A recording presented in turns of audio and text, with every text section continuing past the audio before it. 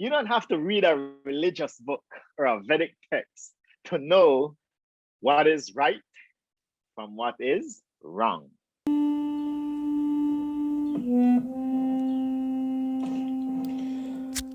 This innate wisdom that's coming from the soul connects to us, and it makes us know what is right or wrong.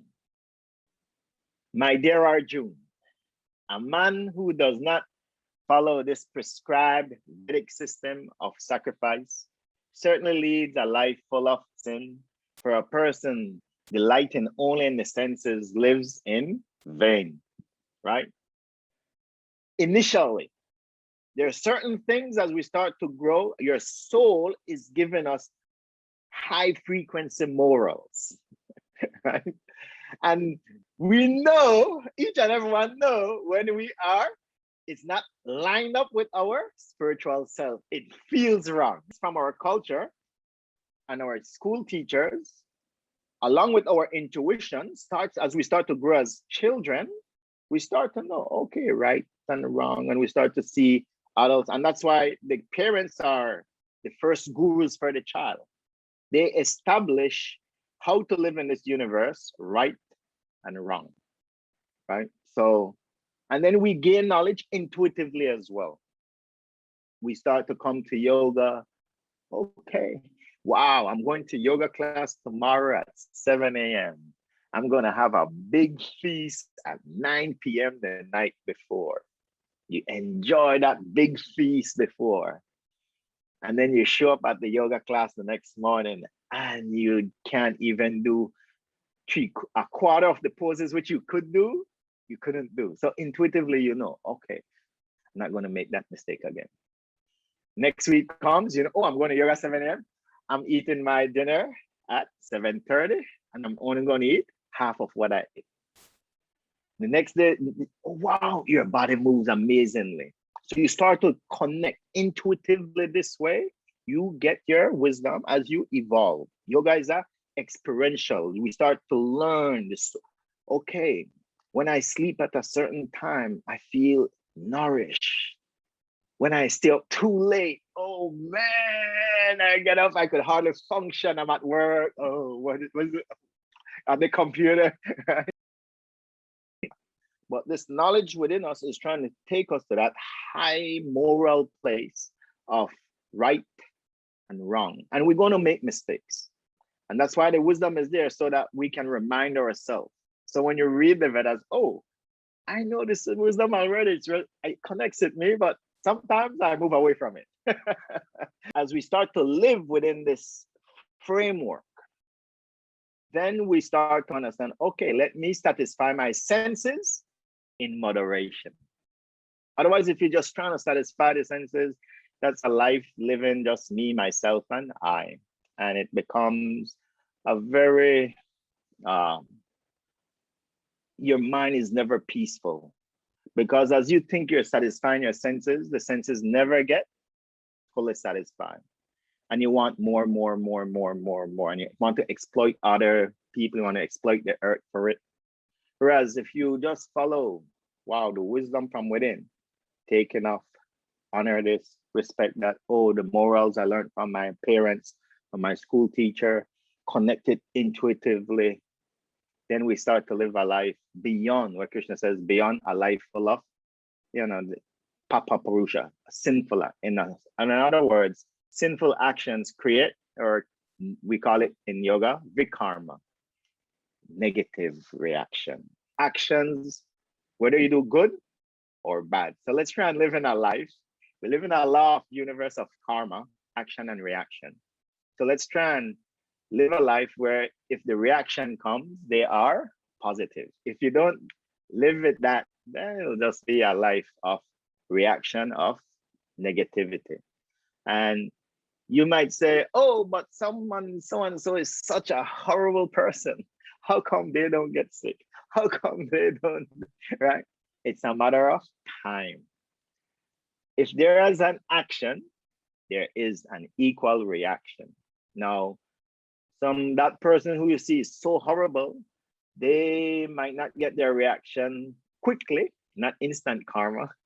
They might get it down the road, but we cannot expect, when you meet someone like that, our level of inner peace and inner happiness shouldn't depend on when someone's karma is going to catch up with them, right? Our life should be based on our evolution. If that person is influencing your situation, yes, we're caught up with it, but we have to know how to pull ourselves out of it. And yes, time, God is going to take care of that. Let me, at the same time, while I'm in this situation, let me purify my mental karmic plane so that my actions that I do reap at least positive. The human birth is rare. You have a human mind, a higher intellect than many species. Let's use this human form for the right reason, not just to please the senses. Let's use this human form or gift that we have, or karmic gift that we have this time. Connect with our nature or spiritual nature. Connect with the psychic gift we've been given. Let's perform our duties or sacrifices for the Supreme Personality of God. That knowledge is already in the heart. We just got to bring it back out. And then we become peaceful. And as that happens, we start to understand, oh, we're not on this planet alone. We're not in this huge galaxy and universe alone. There are amazing beings working with us constantly. When we're me, myself, and I, we forget that the sun is providing for us. We forget the clouds are providing for us, the rain. We forget Mother Earth is providing for us. But when we're in this higher consciousness, recognize, oh, I have a gift. It's my species. I have about 9 billion others. If I can learn to connect with them on a higher spiritual plane, connect to each, and that's where the wisdom of the Gita is taking us. And when we see different people in different karmic stratosphere, right? We're grateful for everyone. Let's meditate on these mantras. Stretch the legs out. Cross the legs back. Palms on the knees, touch the tip of the thumbs, tip of the index fingers. Close the eyes softly. Bring the whole body into stillness.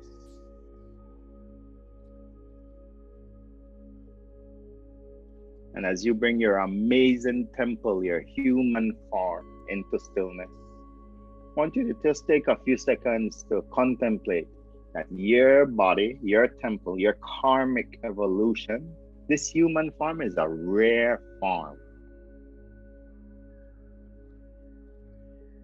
After many, many births, Krishna explains later on in the Gita, we've been through many different species. We have an amazing human form.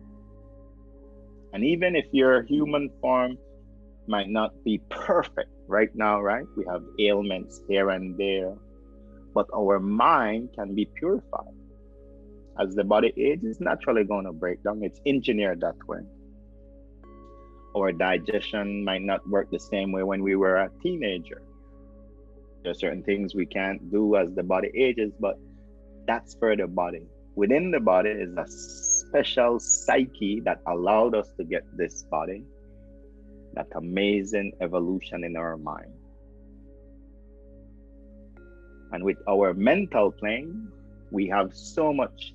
There's 9 billion humans with the similar psyche, human psyche. We can understand each other because we have a similar astral body.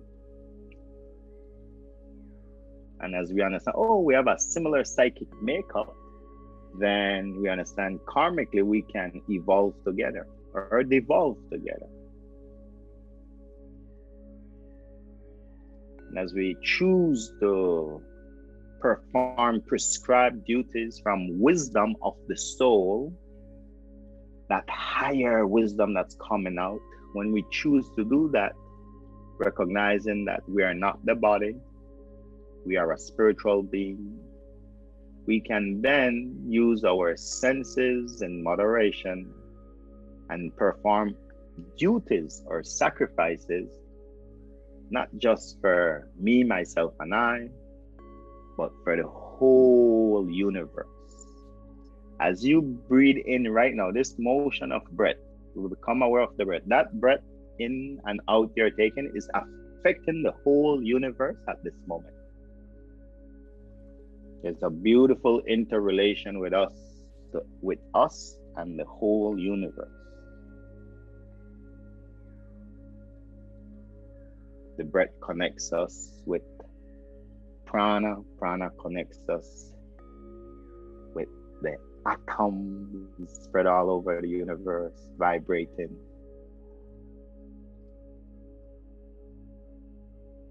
And as we connect to the breath, the mind gets more and more refined. We can then understand wisdom can come through telepathically from higher beings. We call them devas. Wisdom can come straight from the heart, from the Lord in the heart. And as we listen, we learn to listen to these frequencies. We start to control our senses more and more. I want you for the next minute, just sit silent and contemplate your karmic gift you have in your mind. And with that gift, what prescribed duties naturally comes with it. Whichever occupation you choose, naturally, you know you're following your heart space, your psychic space. And maybe you're not there yet. Maybe you're doing something else that you know is not who you really, really are inside. It's just a matter of time for the Lord in the heart to help you with that courage to go follow it. For the next couple minutes, just sit in stillness, contemplate your psyche, makeup as a human, and the gifts you've been given naturally for this incarnation.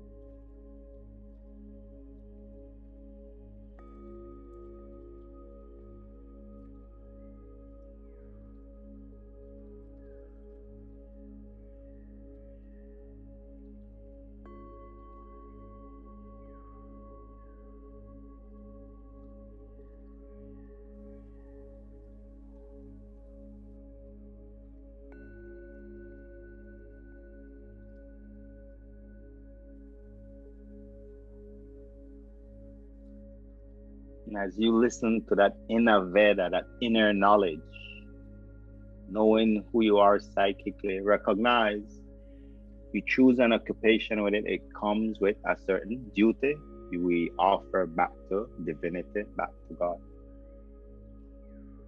Maybe you're already living out your natural karmic evolution. And now instead of just doing it for me, myself, and I, we want to do that duty or occupation or as seva, service to divinity, service to the devas, service to humanity, service to the planet. Do it in an art of service.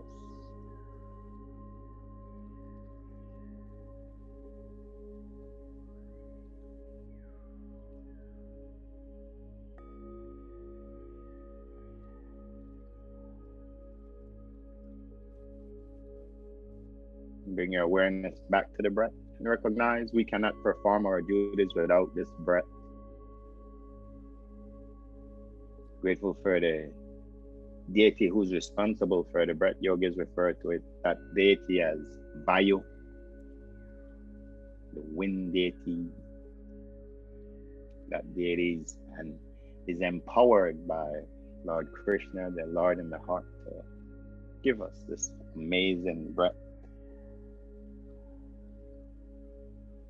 Take a deep inhalation with respect and cherish. Exhale slowly. breath to normal. Bring the palms to the heart. Let's chant the together once. Om.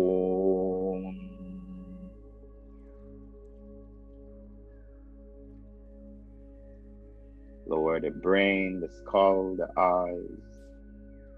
We've been given our gift of the Adam's apple, the voice box. We can speak a certain duties there, as that voice box can only work because we are breathing. Grateful for the breath. Namaste. Lift the head, open the eyes. Adi Om Tat Sat.